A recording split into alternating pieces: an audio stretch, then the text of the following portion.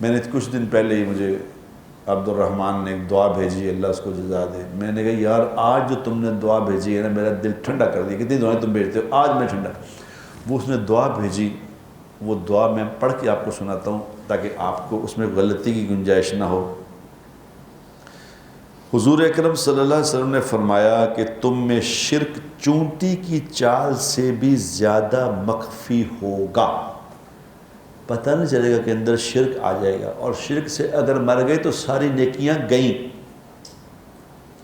پتہ نہیں چلے گا انی نیکی کر کے اندر کچھ بھی نہیں کر. چونٹی کی چال سے زیادہ مخفی ہوگا.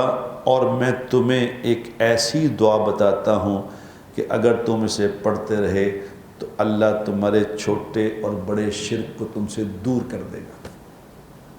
3 دفعہ صبح پڑھنی ہے، 3 دفعہ شام پڑھنی ہے.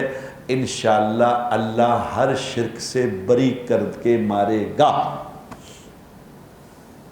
اللہم انی اعوذ بک ان اشرک بک وانا اعلم واستغفرک لما لا اعلم.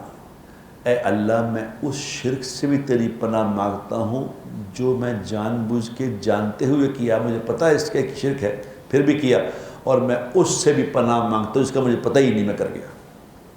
جو یہ دعا صبح 3 دفعہ اور شام کو 3 دفعہ پڑھ لے گا اللہ شرک سے بری کر دے گا.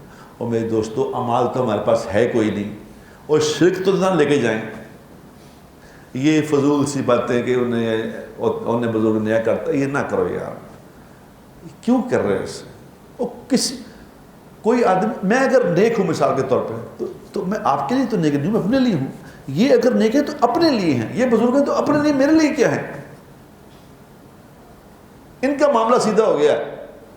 انہوں نے محنت کر کے اپنے آپ کو اس قابل بنا لیا ہے کہ اللہ کو پسند آ جائے، تو اپنے لیے ہے.